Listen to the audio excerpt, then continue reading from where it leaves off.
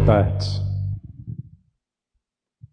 Que a paz do nosso Mestre possa nos auxiliar no estudo de hoje, especialmente porque hoje nós começamos com um novo curso, um novo estudo, que é Ciência e Espiritualidade.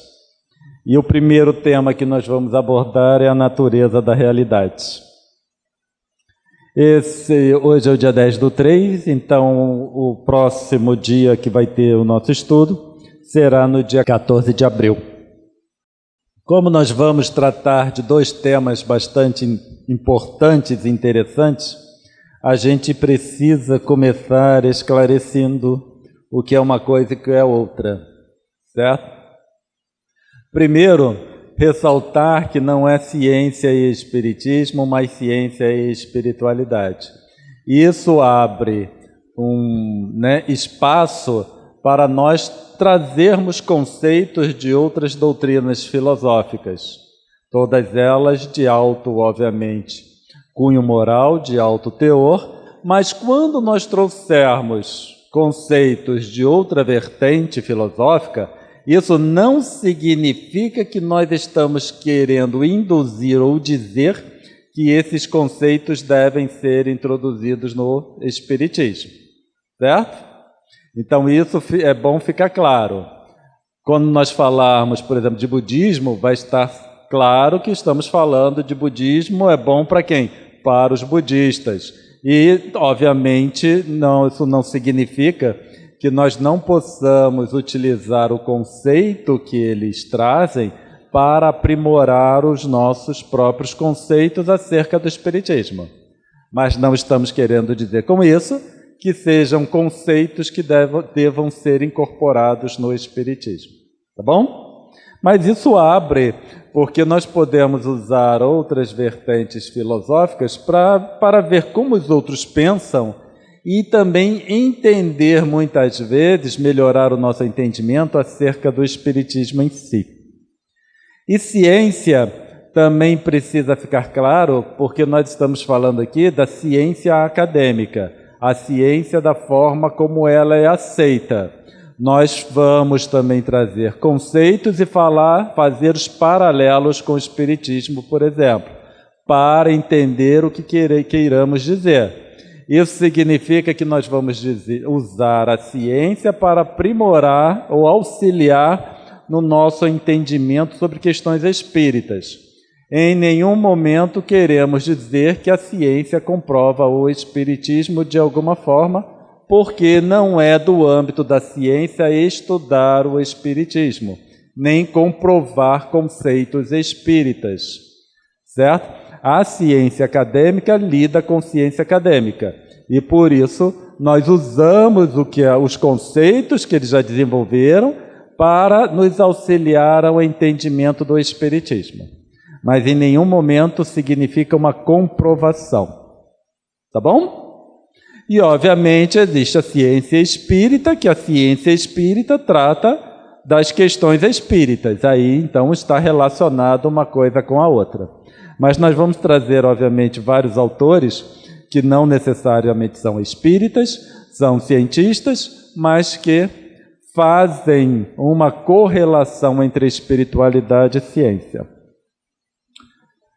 Primeira coisa, a gente começa com pesquisador e com cientista, porque embora muitas vezes no meio espírita se fale muito mal da ciência e se fale muito mal especialmente do cientista, não necessariamente o cientista tem uma ótica acanhada sobre as questões da vida.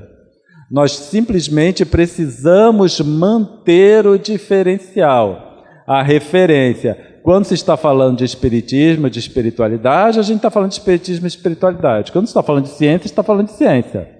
Porque se a gente começa a misturar uma coisa com a outra, ninguém sabe aonde estará. Teve uma vez uma revista científica mesmo, por algum motivo, deixou escapar um texto científico se referenciando a Deus. E aí foi publicado na revista essa questão de referência a Deus. Ela foi altamente criticada no meio científico, Porque você não pode explicar alguma coisa na ciência utilizando Deus, por exemplo, como ferramenta de explicação, certo? É alguma coisa errada? Não, é que não cabe, certo? Não cabe uma coisa na outra. Muitas vezes a gente percebe no movimento espírita uma necessidade muito grande de impor conceitos ou de colocar conceitos espíritas numa explicação que é perfeitamente viável. Então, se a gente trata de moral, não necessariamente precisa entrar com conceitos espíritas explícitos. Então, se eu estou em uma orientação falando de moral para alguém, eu não preciso entrar com conceitos espíritas, não preciso necessariamente falar de Jesus ou de Deus, porque tudo depende com quem nós estamos falando. Qual é o objetivo que eu, Cláudio, almejo no momento que eu estou tecendo algumas colocações, algumas ponderações? Esse é o meu objetivo e só eu sei. Eu sei onde eu quero alcançar, onde eu quero atingir. E não necessariamente nós precisamos impor conceitos espíritas ou conceitos de Jesus e de Deus. Então, algumas vezes, nós temos que tratar essas questões em meio não espírita. Então, é óbvio que eu não posso trazer conceitos espíritas em massa, porque senão, as pessoas, obviamente, não vão continuar me ouvindo. Então, a gente precisa guardar um pouco, conter um pouco a nossa ansiedade de falar de espiritismo, de uma forma explícita, e entender que o espiritismo permeia todas as orientações do bem. Então, se a gente estamos trabalhando no bem, é uma orientação boa, ali está o espiritismo, certo? O pesquisador, o cientista, o foco do pesquisador e do cientista é aquilo que ele não sabe. Quando nós falamos em cientista, em pesquisador, o que ele almeja, o que ele busca é o que ele não sabe. O que ele sabe, certo? Então o pesquisador pesquisa, e não pesquisa o que sabe, ele pesquisa o que não sabe. Então o foco está sempre naquilo que não sabe. O que ele sabe é a ferramenta para ele desvendar o que desconhece. Então, até onde eu sei, eu uso de ferramenta para continuar descortinando o que não se sabe. Questiona o que conhece quando este não está em acordo com as novas descobertas. Então, o cientista, ele tem uma mentalidade bem maleável. Cientista é cientista. Obviamente que não estamos falando aqui de todos. Mas ele precisa ter uma mentalidade maleável para ele perceber os avanços do conhecimento e adequar as suas teorias para contemplar as novas descobertas. Senão, o indivíduo fica estagnado. E apesar de, por exemplo, ser reconhecido como cientista, não necessariamente está fazendo ciência. O estudioso espírita deveria manter o mesmo foco.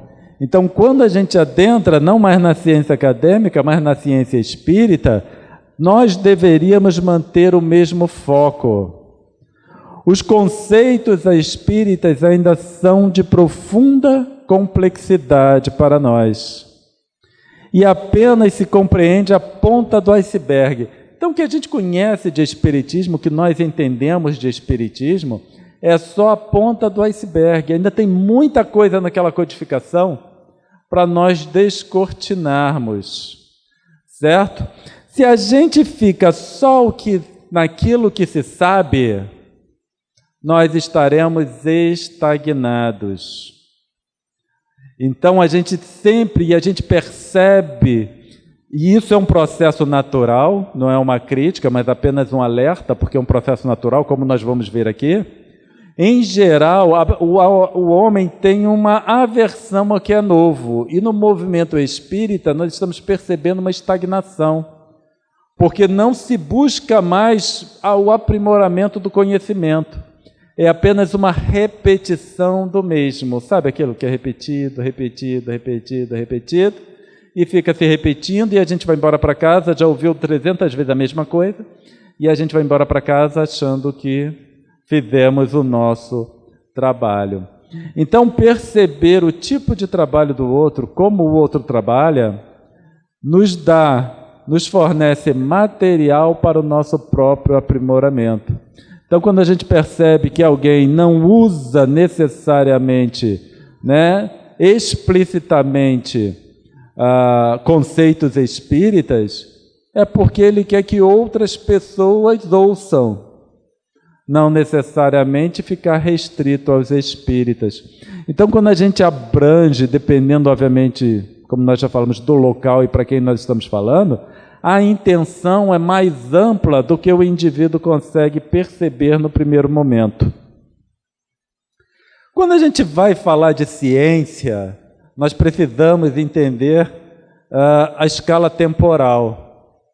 Porque muitas vezes o indivíduo faz um estudo e acha que é ciência. Uma dissertação de mestrado ele leva em torno de 2 a 3 anos. Uma tese de doutorado, que já traz alguma coisa nova, nós já estamos falando cerca de 4 a 5 anos de estudo e de trabalho. Então, quando se fala de um estudo novo, deve-se pensar num trabalho de 2 a 4 anos. Então, quando eu pretendo uma atividade ou um entendimento mais profundo de algum ponto do espiritismo, eu tenho que pensar em um trabalho de 2 anos no mínimo, que pode se estender para 2 a 4 anos, porque vai requerer que eu leia, que eu estude, que eu ouça, que eu preste atenção. Então não adianta eu pensar que em um mês eu vou pegar um livro, ler e já aprimorei o meu entendimento com relação àquela questão. Tanto a dissertação como uma tese de doutorado tem que passar por uma banca. Então é avaliado por outras pessoas, especialistas no processo, naquela questão. Todo trabalho científico, ele é avaliado por outros profissionais, certo? Então, não é porque eu sou um cientista e que submeti um texto de ciência que ele vai ser aceito para publicação. Não necessariamente. Nós fazemos avaliação de artigos científicos para revistas científicas internacionais e várias vezes o texto é recusado.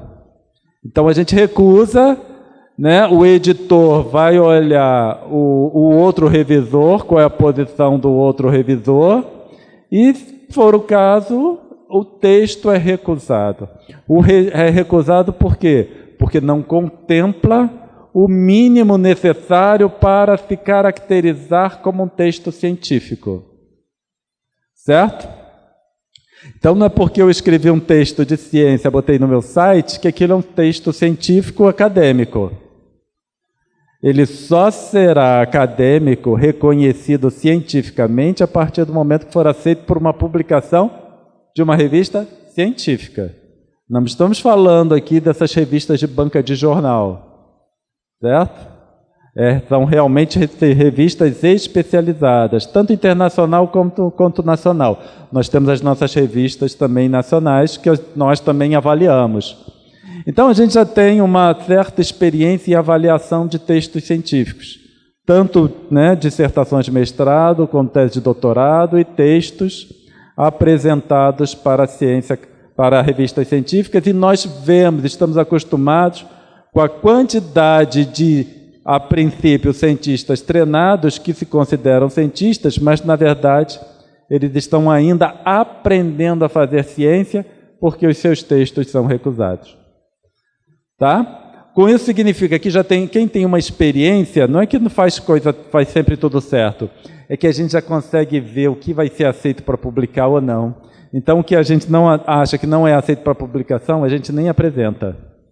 Certo? Não é que a gente quem é experiente faz tudo certo, não. Ele só não mostra o resultado do trabalho. Então, esse é o segredo. Para se falar, né, um artigo científico, isso é uma orientação que vem da Comissão Nacional de Energia Nuclear, que ele traz, né, a Comissão Nacional, já há alguns anos, ela tem seus cursos de mestrado e de doutorado. Então, é uma orientação básica para o indivíduo que deseja fazer um artigo científico, as perguntas que ele precisa se fazer, né? Do lado esquerdo, o coloridinho, são os itens que devem constar no artigo. E do lado, o que esses itens devem conter. Então, por exemplo, o resumo, o indivíduo precisa descrever o que fez em poucas palavras. Na introdução, ele deve apresentar o problema em geral que aquela pesquisa procura esclarecer ou solucionar. Revisão da literatura, ele tem que mostrar ali o que já foi feito sobre aquele tema, para mostrar que ele leu. Ele leu vários artigos sobre aquele tema que ele deseja estudar. E existem reclamações se os textos que são citados, se já são muito antigos, se já são mais recentes. Então, se são textos muito antigos, significa que o pesquisador não se atualizou. Com isso, não é aceito. Se é uma banca de tese, a gente reclama. Essas referências estão muito antigas. O que é que tem de novidade? É isso que o indivíduo tem que apresentar.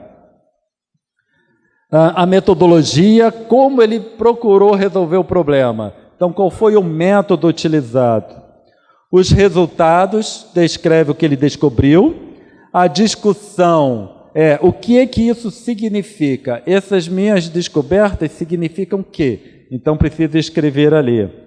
Fora os agradecimentos, as referências, onde ele lista tudo que ele utilizou de material da literatura para desenvolver o seu estudo, e os anexos, caso ele tenha alguma informação.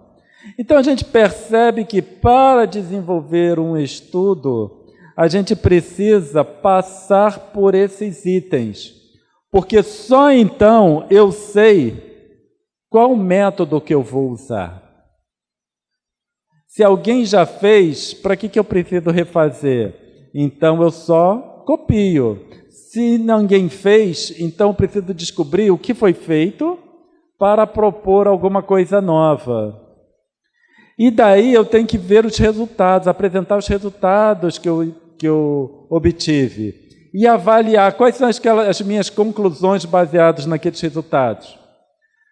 Se vocês soubessem a quantidade de conclusões que as pessoas chegam sem ter nada a ver com os resultados que encontraram, vocês ficariam impressionados. Porque, especialmente aluno que está defendendo a dissertação ou a tese, conclui-se várias coisas que não pode tirar ali dos resultados que eles obtiveram. É tudo fruto da mente, certo? Coisas que pensaram e, obviamente, uma mente ainda não adequadamente treinada consegue ver coisas que não estão ali. E precisa dessa avaliação que a gente vai só falando o que precisa tirar, o que não precisa tirar. E vai orientando o indivíduo. Então, o pesquisador espírita, ele precisaria se basear em alguma coisa desse tipo. Ele precisa saber o que ele deseja estudar, o que já foi falado, o que ele almeja, e avaliar, não só apresentar conclusões ou os resultados, mas as conclusões e debater aquilo. Por quê? Porque aí eu faço a comparação, certo? Eu posso comparar o meu raciocínio. O que a gente procura num artigo desses é o desenvolvimento do raciocínio, para a gente poder avaliar se as conclusões estão coerentes com o raciocínio. A ciência espírita, ela pode trabalhar da mesma forma. Segue um raciocínio que aí tem como o indivíduo avaliar se a conclusão está de acordo com a sequência de raciocínio elaborado, certo? Se vocês, como já estão acostumados com as nossas aulas, se vocês perceberem, é isso que a gente procura fazer nos nossos estudos. A gente vai mostrando o raciocínio, né, as referências e as conclusões. Se vocês perceberem também, assim lá para o meio do estudo, faltando todo, a gente vê que está uma confusão só, porque a gente mostrou tanto problema, às vezes até eu falo, né, só confundiu até agora. Agora vamos tentar resolver, porque aí começa a apresentar os resultados e as conclusões. Porque de início, a gente está aqui nessa introdução, que mostra só o problema do que se deseja falar. Então mostra um monte de problemas. E aí depois vai apresentando o raciocínio. Nós vivemos num mundo de paradoxos. E aí existem algumas abordagens simplistas, e a grande maioria delas é equivocada, de paradoxos. Isso é uma coisa que, né, passou muito aí por essas redes sociais, então nós utilizamos até esse exemplo dessas redes sociais, numa demonstração que cada um tem uma visão de alguma coisa. Então, o cabeça preta está vendo 6 e o cabeça verde está vendo 9, em decorrência da posição dele com relação ao numeral. E aí se pensa muitas vezes que isso é o que se encontra na realidade.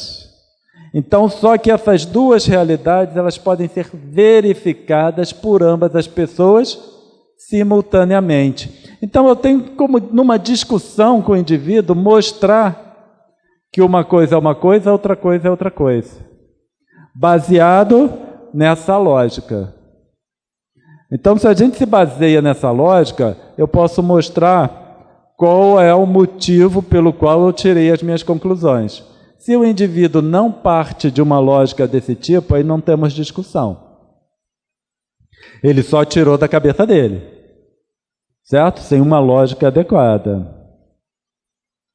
Quando a gente fala em paradoxo, nós temos que pensar em realmente o que é um paradoxo. Isso aqui não é um paradoxo. Isso aqui é um paradoxo. Certo? O paradoxo é o seguinte: nós temos um celeiro com 15 metros e tem um indivíduo vermelho que ele está correndo com uma barra de 20 metros. Tá? O celeiro, 15 metros, e o outro está com uma barra de 20 metros, correndo em direção ao celeiro. O verde, essa pessoa em verde, vai esperar até que toda a barra esteja dentro do celeiro. Atrás do celeiro não tem nenhuma porta não, tá? E aí ele vai fechar a porta, quando toda a barra estiver dentro do celeiro. Certo? Então o vermelho tem que encaixar uma barra de 20 metros no espaço de 15 metros. O que acontece? Esse indivíduo aqui, ele está numa velocidade muito grande, então está aqui próximo da velocidade da luz. Está muito rápido, 300 mil quilômetros por segundo, mais ou menos, arredondando. O que acontece? Para esse aqui que está em verde, essa barra, ela não vai ter 15 metros, 20 metros, desculpa. Chutando, ela terá 5 metros. Isso depende da velocidade, mas eu estou chutando o valor. Ela terá 5 metros. O que acontece? Como ela tem 5 metros, por causa da contração do espaço, em decorrência da teoria da relatividade, essa barra amarela vai caber dentro do celeiro. E aí, a princípio, esse verde vai conseguir fechar a porta. Porém, para o vermelho, quem está em movimento ou o que está em movimento é o celeiro. Então, para o vermelho, a barra continua tendo 20 metros. Só que o celeiro vai sofrer uma contração. Então, o celeiro terá 4 metros, chutando. O que isso significa? No mesmo momento, numa mesma situação, para o verde vai ser possível fechar a porta. Para o vermelho, não. Isso é um paradoxo. E com relação a isso, não tem resposta, porque são duas realidades diferentes. E elas não podem ser verificadas pelos dois simultaneamente. Ficou claro? Ficou clara a diferença entre isso aqui e isso aqui? Isso aqui é a aplicação da teoria da relatividade direta. Eu sei que muitas não entendem, não compreendem, mas só tem que aceitar o que eu estou falando. No final é isso, certo? Mas em uma velocidade muito alta a gente tem a contração do espaço. E aí uma barra de 20 metros vai reduzir para 5. E um celeiro de 15 metros vai reduzir para 4. Ficou claro? Só ficou clara a diferença? O que é uma coisa e o que é outra? Que a gente vai continuar, não se preocupem não. Base do nosso curso. A natureza da realidade é fundamental para o despertamento do espírito. Eu preciso ter uma noção do que é realidade. Quando nós estamos falando em realidade, eu estou falando de uma coisa desse tipo, que é simplista, e eu estou avaliando com minha mente simplista, porque avaliar coisas simples com a mente simples, a gente não caminha muito não. Certo? Eu tenho que buscar o quê? O que não é simples para mim. Não importa o que seja, não precisa ser teoria da relatividade. Certo? Eu tenho que buscar o que não é simples para mim. Eu preciso entender o que não é simples para mim. Seja o que for. Entendeu o ponto? O mesmo se aplica aos ensinamentos de Jesus. Os ensinamentos de Jesus... Desculpa, eu não li a primeira, né?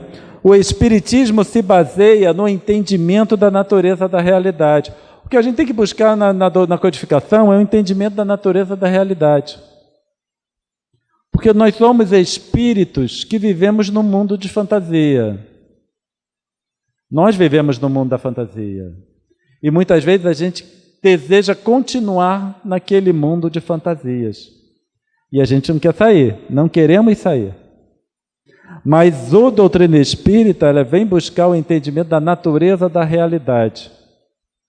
E o mesmo se aplica aos ensinamentos de Jesus. Quando a gente vai para o ensinamento de Jesus, nós precisamos buscar isso, o entendimento da natureza da realidade.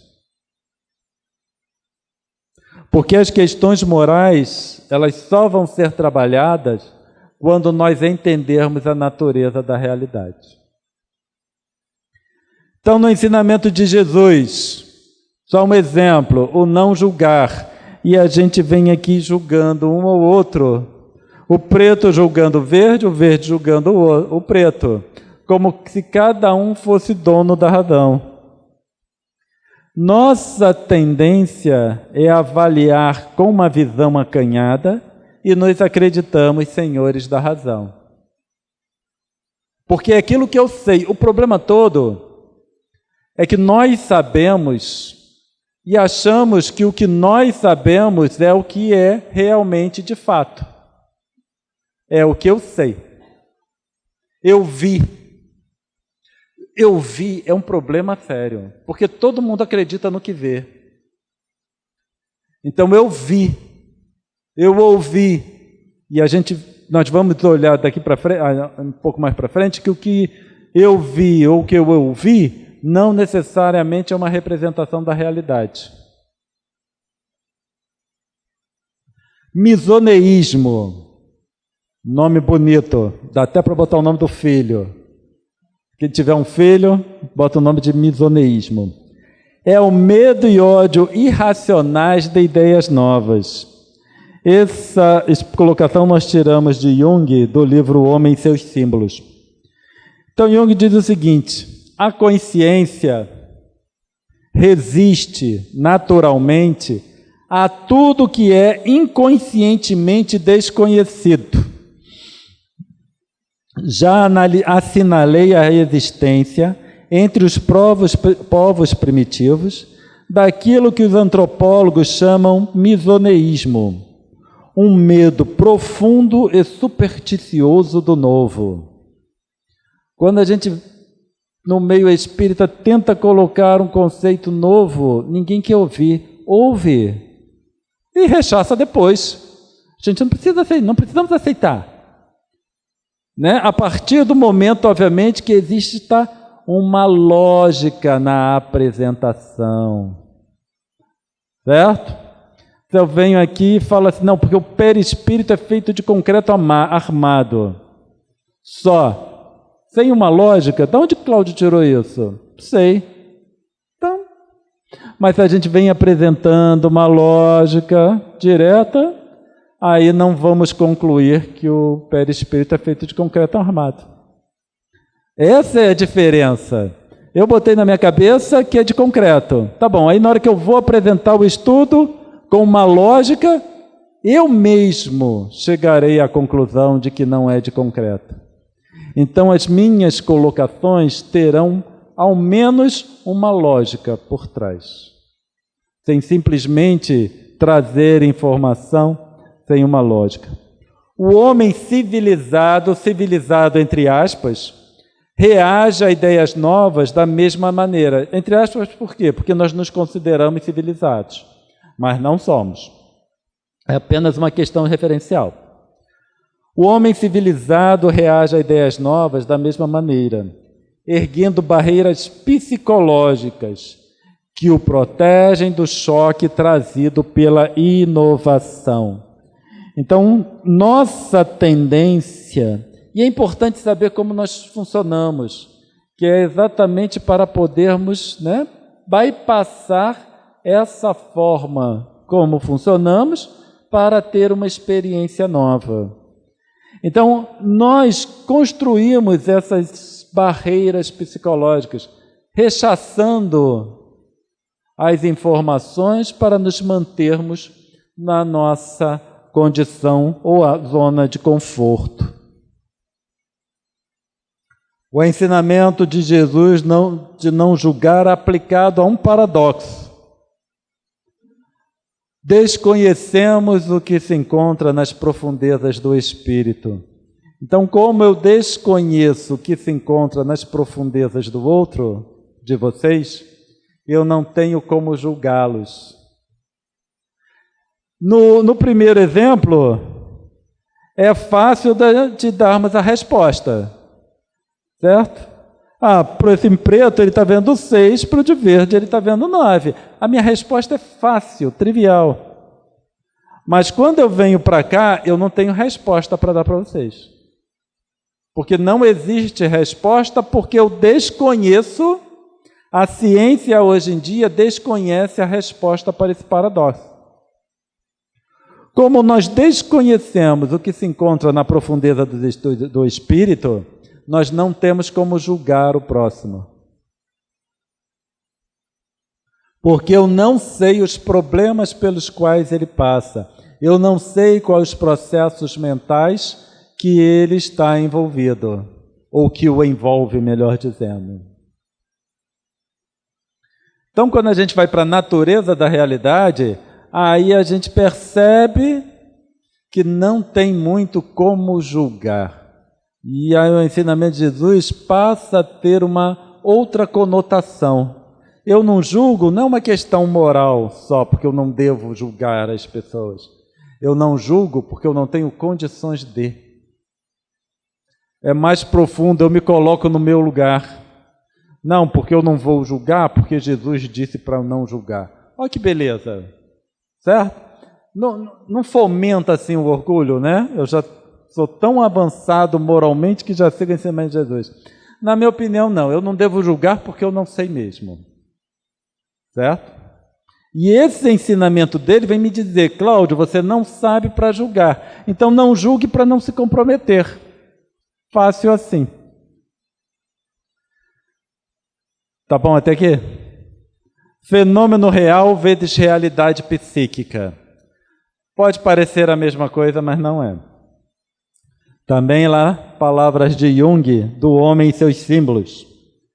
Há aspectos inconscientes da nossa percepção da realidade.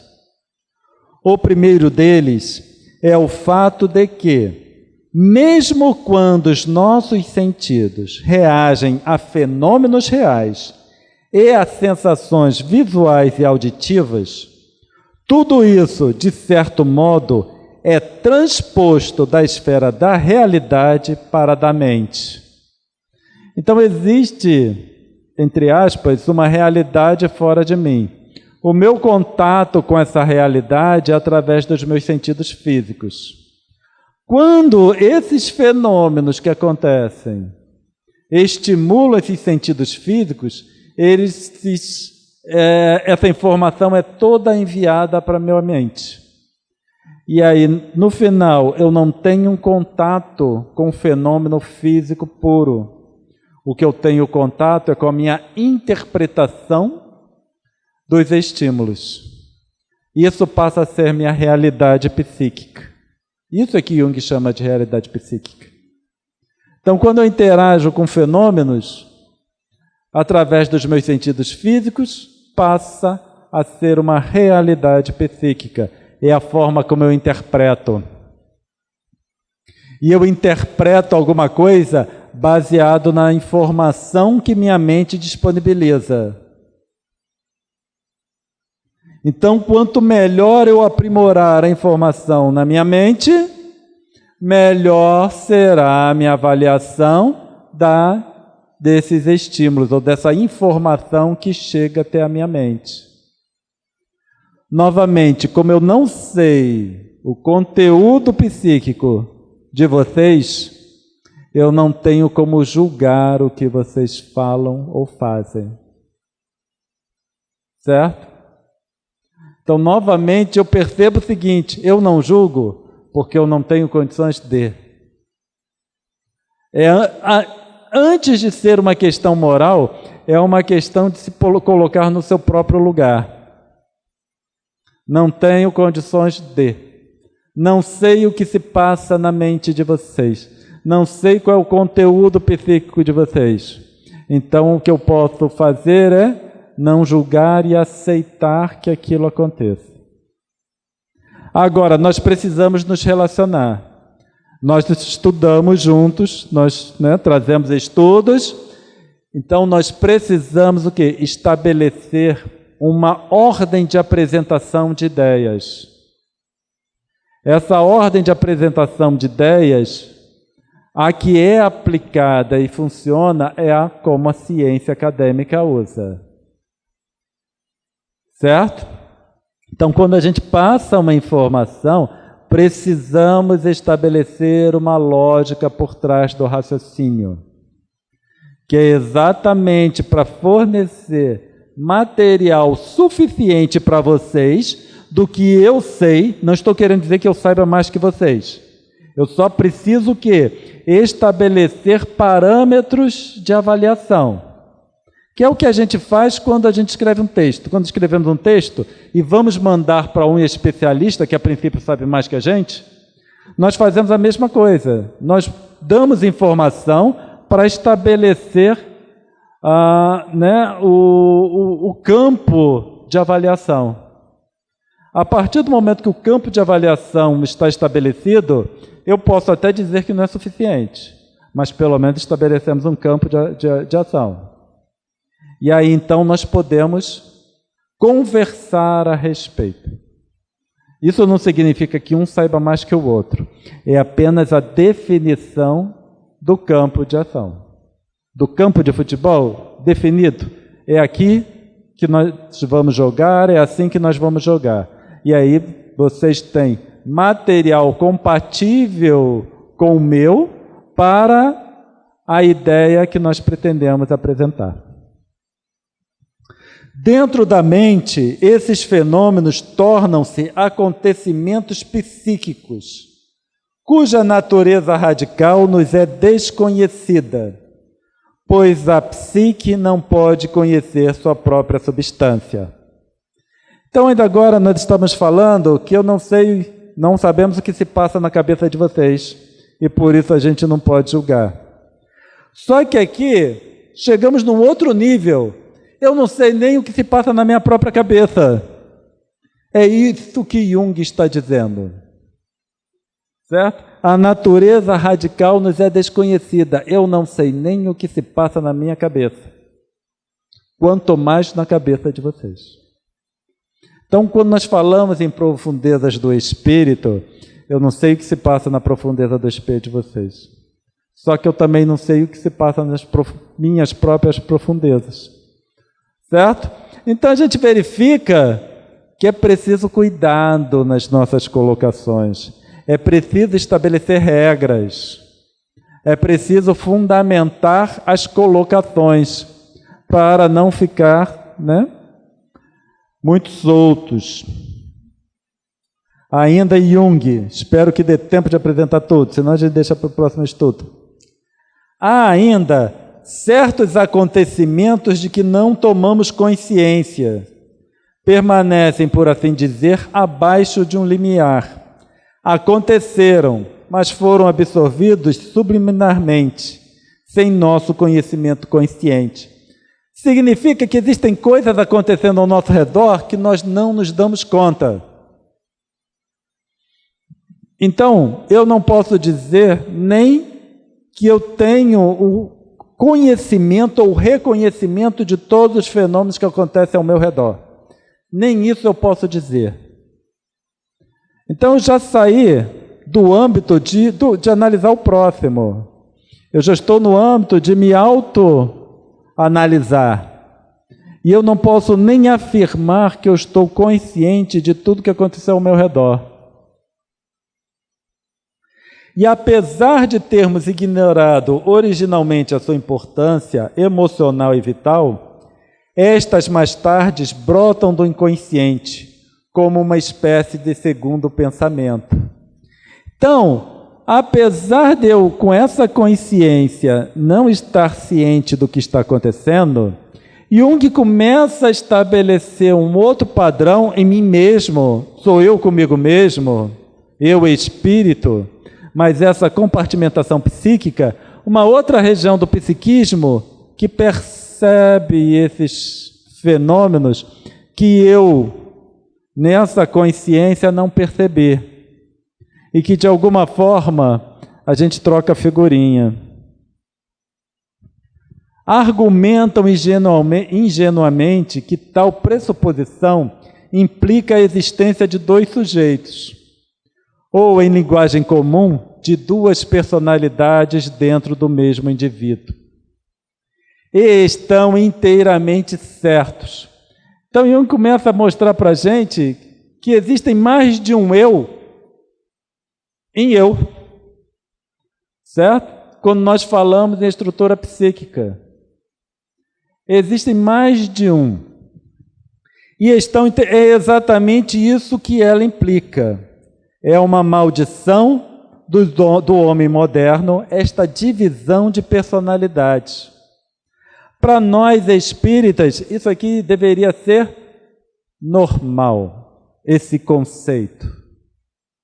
Porque um dos conceitos que a gente aprende é, quando dormimos, desdobrado, o espírito vai, tem atividades, quando retorna, não se lembra. Por quê? É um outro consciente, que é tudo o mesmo espírito, mas é um outro consciente com o qual o espírito está trabalhando. Então, trabalhamos com várias regiões conscientes. Então, aquilo que eu vivenciei durante a minha noite de sono, permanece acervo meu. Ele pode interferir nesse consciente Cláudio, de alguma forma, mas é uma ação subliminar. Enquanto o consciente Cláudio Espírito atua nos estados, nos momentos de desdobramento. Então isso para nós a gente tira de letra, pelo menos deveria aceitar isso. Só que Jung está falando que não é só na hora do desdobramento, no nosso dia a dia. Coisas acontecem eu não percebo, vai para um segundo sujeito, que sou eu mesmo, mas segundo sujeito na região psíquica. Não é de forma alguma um estado patológico, um sintoma patológico. É um fato normal, que pode ser observado em qualquer época e em quaisquer lugares. É um fato normal. Então acontece comigo e acontece com vocês. Preciso saber que isso acontece, porque são processos relacionados comigo enquanto espírito. Eu preciso saber que isso acontece porque nas minhas avaliações é necessário considerar algumas possibilidades que vão além do trivial. Sabe, do 6, 9 ou meia dúzia, 9 ou 6? Vai além do trivial. Minhas avaliações não podem ser tão simples assim. Eu preciso ampliar um pouco mais aquilo que eu avalio e como eu analiso. Desconhecemos o que se encontra nas profundezas de nós mesmos. Um exemplo aí já é um caso patológico, quer dizer, representaria um caso patológico, que é o livro Dissociação, o famoso Médico e o Monstro. Todo mundo conheceu, né? Só que lá no Médico e o Monstro, no romance em si, obviamente ocorre uma transformação física que é para a gente perceber a diferença de ação, né? Entre um e outro. Então vira monstro, uma transformação física para nós reconhecermos. Mas essa dissociação ela se manifesta a nível psíquico. Quando é patológico, chega a esse estado. Tá? Quer dizer, chega a esse estado, né? Há uma dissociação bem mais profunda do que acontece conosco no nosso dia a dia.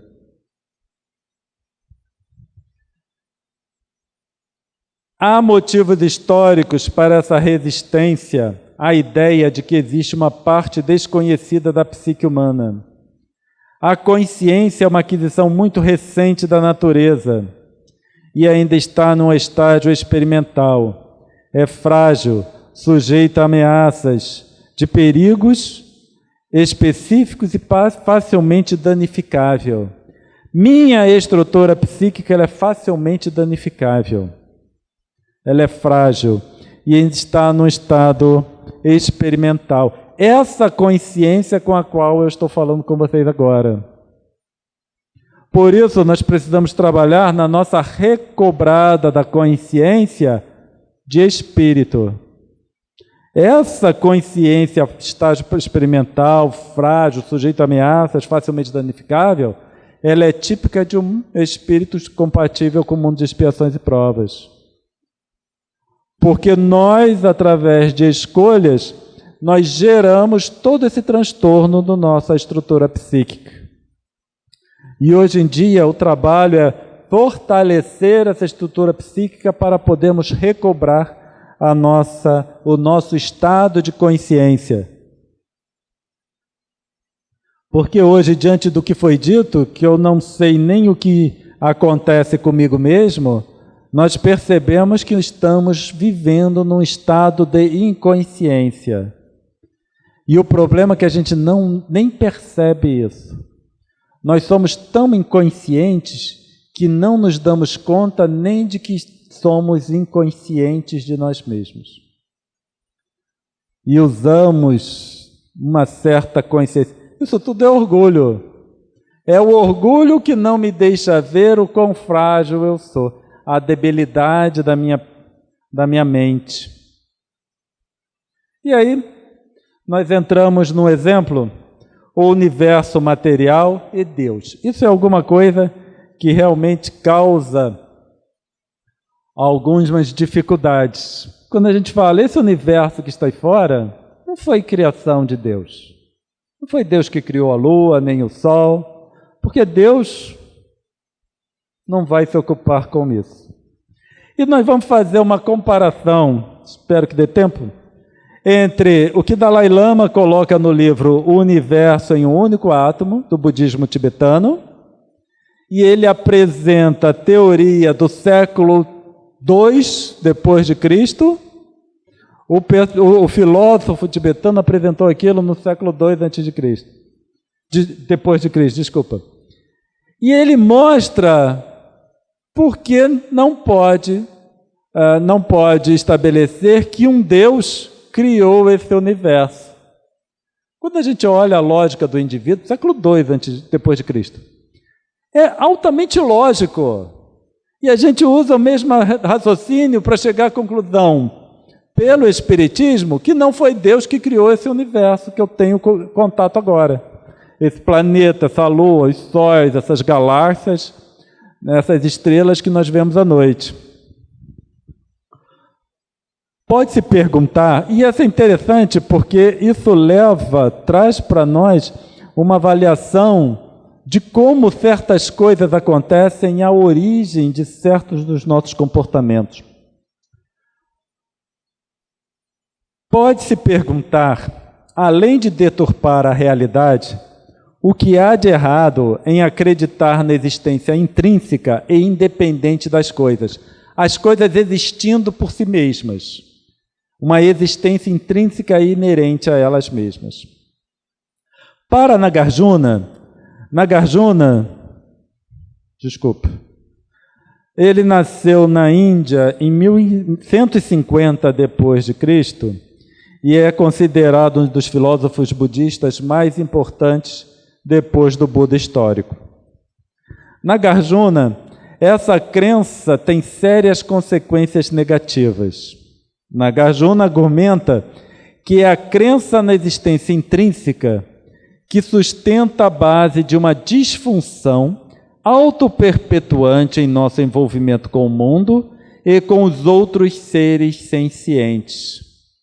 Então ele vem estabelecer que existe uma disfunção do nosso relacionamento com o meio, com o ambiente, com os outros, que é decorrente desse nosso conceito de uma existência intrínseca das coisas. Aí o espírita, muitas vezes no movimento espírita, não coloca uma existência intrínseca, mas coloca uma existência intrinsecamente a Deus, como se fosse uma criação de Deus. Mas precisamos começar a avaliar, é uma criação de Deus? Porque quando eu digo que é uma criação de Deus, eu estou estabelecendo uma série de conceitos e de propriedades para aquela coisa, que estará relacionado com a divindade. Dalai Lama, uma colocação de Dalai Lama. Da expectativa da ciência moderna, o que há de errado com a crença na existência independente das coisas? Então ele pega, faz essa pergunta numa avaliação entre a ciência hoje, acadêmica, e o conceito da existência independente, coisas existindo independentemente de qualquer outra coisa. Então esse físico, David Bohm, que é considerado um dos físicos mais importantes do século XX, nessa conversa com Dalai Lama, ele diz o seguinte, ou Dalai Lama reporta a uma conversa que eles tiveram. Se examinarmos, isso já é um físico falando, se examinarmos as várias ideologias que tendem a dividir a humanidade, como o racismo, o nacionalismo extremo, a luta de classes marxistas, um dos principais fatores de sua origem é a tendência de perceber as coisas como inerentemente divididas e desconectadas.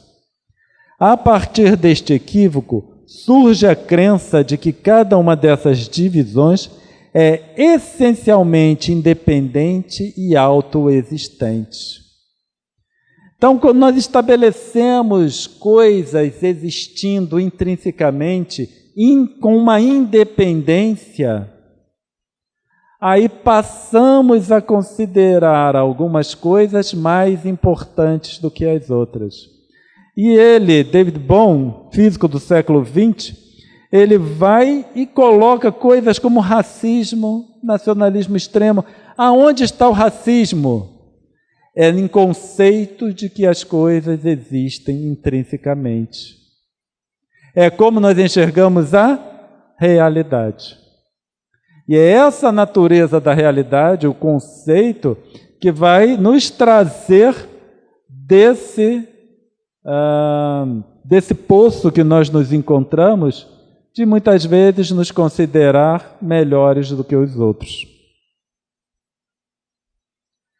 A Sangha também budista, é um grande dos grandes praticantes, foi um dos grandes praticantes do budismo indiano, e ele é lá de 300 depois de Cristo. A Sangha, no século IV, entendeu a origem do universo em termos da teoria da origem dependente. Então a gente verifica o seguinte: lá no século IV, o indivíduo já conseguia elaborar pensamentos, raciocínio, que transcendia a realidade dele, sem a necessidade de todo esse avanço tecnológico. Então a gente pensa, mas a gente não entende o avanço tecnológico, a questão é: precisa? Certo? Agora, o que acontece? Esse pessoal teimoso, que fica com, nem eu lembro do nome, misoneísmo, alguma coisa do tipo, com medo do novo, e aí não exercita a mente, aí ele precisa que a força das coisas o empurre. Naquela época não tinha nada, e ele mesmo trabalhava. Hoje em dia nós temos celulares, tablets, um estudo com microfone. Jesus falava sem microfone, era só na voz. Hoje nós temos isso tudo que é para a força das coisas nos empurrar ao novo. Olha que interessante. Então nós estamos sendo empurrados pela força das coisas para termos que lidar com o novo. Desenvolver o raciocínio, é aprender a usar um celular, é fazer alguma coisa que para mim não é simples. Essa teoria afirma de Asanga que todas as coisas surgem e chegam ao fim, dependendo de causas e condições. Asanga identifica 3 condições principais que regem a origem dependente. 3 questões que ele avalia para a origem dependente e para a análise de surgimento do universo. Primeiro é a condição de falta de inteligência acessível. A Sangha rejeita a possibilidade de o universo ser a criação de uma inteligência precedente, um Deus, argumentando que, se alguém postular essa inteligência, uma inteligência tão sublime, tão superior da forma como nós conceituamos Deus, terá que transcender completamente a causa e o efeito. Então, uma inteligência superior desse nível, ele forçosamente precisará transcender a relação causal, causa e efeito. Se nós formos pensar, Deus é perfeito. Tudo o que ele faz, compartilha dos seus atributos, está no livro Gênesis. Então, tudo que ele faz é perfeito. Sendo perfeito, não tem causa e efeito no que Deus cria. Vocês lembram no Cura Quântica? O primeiro estudo que nós fizemos há 2 anos atrás, nós estamos colocando o espírito como estrutura, a criação de Deus, e por isso não adoece, porque o espírito não está atrelado, o espírito enquanto estrutura, a uma relação causal, porque ele é uma criação direta de Deus. Um ser absoluto que é eterno, transcendente e além do domínio da lei da causalidade, não teria capacidade de interagir com causa e efeito, e, portanto, não poderia começar nada nem detê-lo. Então, um ser absoluto e eterno não está atrelada à relação causal. E com isso ele não pode interagir com relações causais. Ele não podendo interagir a relações causais, Deus só interage com quem? Com nós espíritos. Porque nós não temos uma origem causal. Nós enquanto espíritos. E aí onde nós vamos encontrar a manifestação de Deus?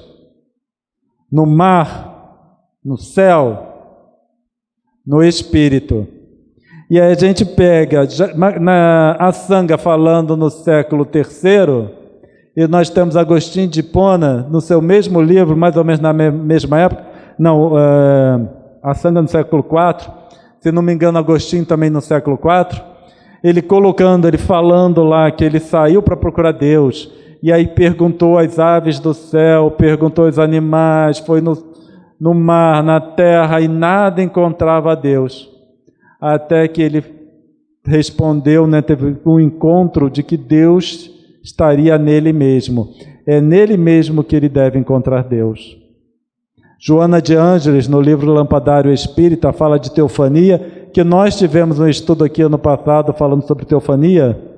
Onde nós vamos encontrar uma manifestação de Deus? Em nós mesmos. E aí a gente verifica que um estudioso budista, um filósofo budista no século III, basicamente ele falava a mesma coisa. Só que ele falava o contrário, Deus não está na natureza. Tá. Aí para ele não tem Deus. Nós vemos, Deus não está na natureza, mas tem Deus. Então onde eu encontro a manifestação de Deus? No único lugar possível e imaginável, que é no Espírito. Onde se encontra a prova da existência de Deus? No livro dos Espíritos. Num axioma que aplicais à vossa ciência: não há efeito sem causa. Procurai a causa de tudo que não é obra do homem, e a vossa razão responderá. Só que nós, na nossa visão acanhada, nós falamos: o que não é obra do homem? Homem sou eu, vocês, encarnados. Aí a gente verifica, o que não é obra do homem? O céu não é obra do homem. Mas o livro dos Espíritos fala da existência de espíritos. Então, quando a gente substitui o que não é obra do homem, porque o que não é obra do Espírito, aí faz o sentido.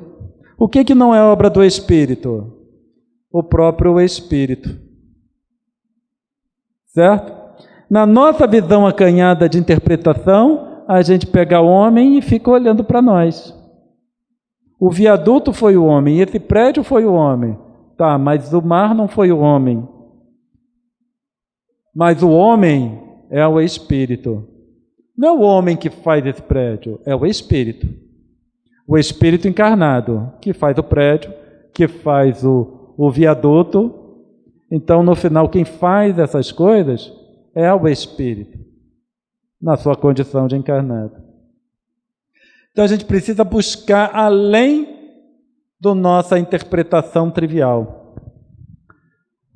Voltando à Sangha, vai ficar um pouquinho restrito o número de perguntas, tá? Mas para a gente poder terminar o raciocínio.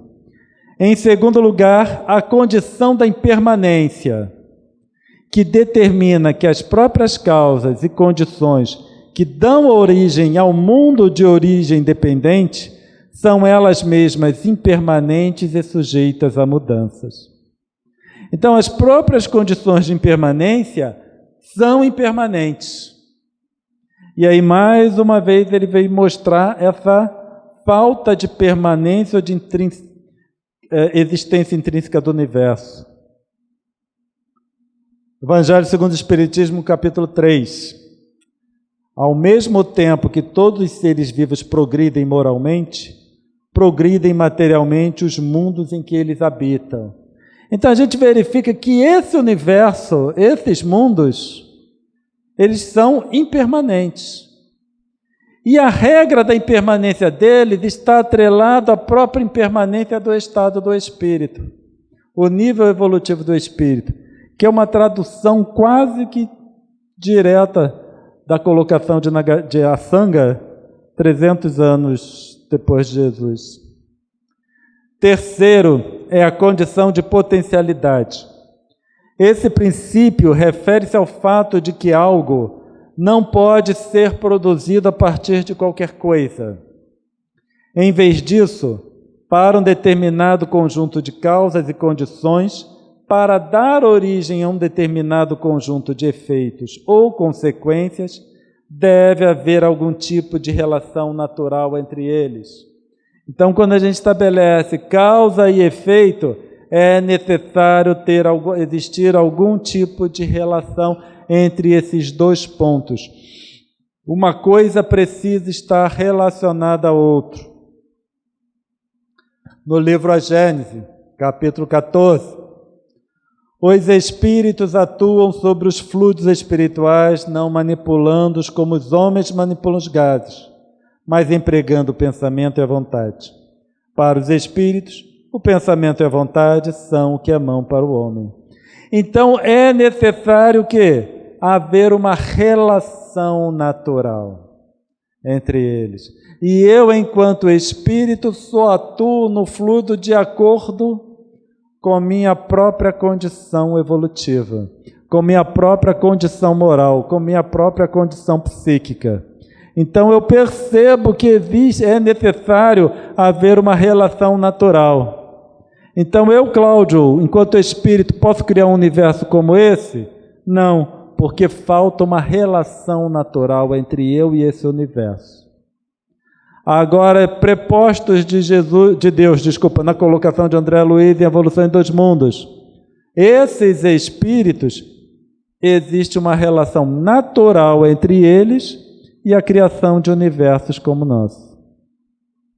Então, tudo que foi trazido na codificação, depois veio André Luiz, Evolução em Dois Mundos, e aí ele colocou no português claro para nós entendermos essa origem do universo e essa colocação.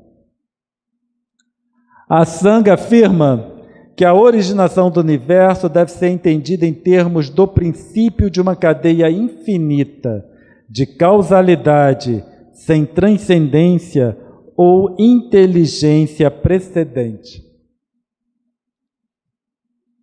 Então ele afirma que nós precisamos interpretar o nosso universo como uma cadeia infinita de causas e efeitos, causas e efeitos, causas e efeitos, sem um ponto de criação.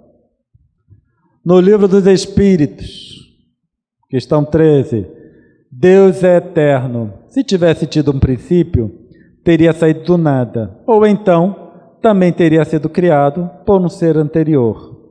É assim que, de degrau em degrau, remontamos ao infinito e à eternidade. Então, a causalidade, o princípio de uma cadeia infinita de causalidade. E aí nós vemos que essa cadeia infinita de causalidade, no final, vai remeter ao próprio Criador. E o Criador fazendo o quê? Criando as suas criaturas, que somos nós. E essas criaturas, então, passam a ter uma relação causal, uma relação de causa e efeito. E aí a gente volta para a mesma coisa que nós lemos, para o mesmo slide que eu só transpus aqui, das palavras de David Bohm. Se examinarmos as várias ideologias que tendem a dividir a humanidade, um dos principais fatores de sua origem é a tendência a perceber as coisas como inerentemente divididas e desconectadas. A partir deste equívoco surge a crença de que cada uma dessas divisões é essencialmente independente e autoexistente. Então a gente verifica que, para nossa avaliação espírita, nós não temos divisões essencialmente independentes. Nós temos uma continuidade. Esse universo depende desses espíritos. Hoje nós vivemos aqui numa relação de dependência. Com isso, não existe melhor ou pior, certo? Existe uma dependência natural entre todos os seres. E aí a gente volta para os mandamentos conforme Jesus trouxe para nós. Amar a Deus sobre todas as coisas, e o segundo que é semelhante ao primeiro. Quando ele diz isso, o segundo que é semelhante ao primeiro, ele quer dizer, não tem dois, tem um só, que é amar ao próximo como a si mesmo. Porque nesse amar ao próximo a si mesmo está incutido esse conceito. Você não é independente.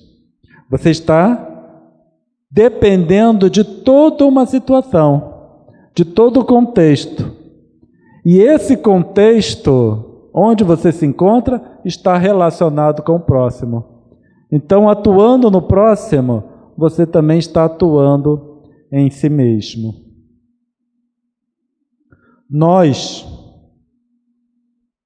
nos consideramos como partes dissociadas.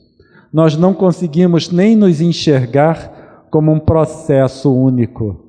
Nós falamos, meu corpo, meu perispírito, e às vezes fala até meu espírito, como se eu fosse ainda uma quarta coisa. Não sou corpo, não sou perispírito, não sou perispírito. E aí a homeopatia atua no perispírito, a alopatia atua no corpo físico, não sei o que atua no espírito. Nós dissociamos tudo.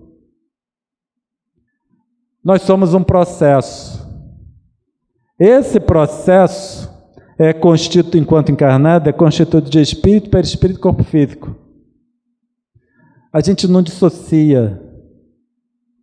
Meu corpo, meu espírito, eu espírito, meu perispírito. É um processo em que um existe em decorrência do outro. Na nossa condição evolutiva, eu não posso nem dizer que eu existo independente do meu... Eu, enquanto espírito, existo independente do meu perispírito ou do corpo. Porque se eu me encontro nessa situação, é porque assim o é. Não podem simplesmente, de uma hora para outra, tirarem o perispírito e separar o espírito do corpo físico. Porque no estado atual, isso é desse jeito. Eu sou uma coisa só. Espírito, perispírito, corpo físico, interagindo um com o outro. Eu sei que resta pouco tempo, mas tem tempo para alguma pergunta, caso tenha ficado alguma dúvida, que eu acho que o estudo hoje foi simples.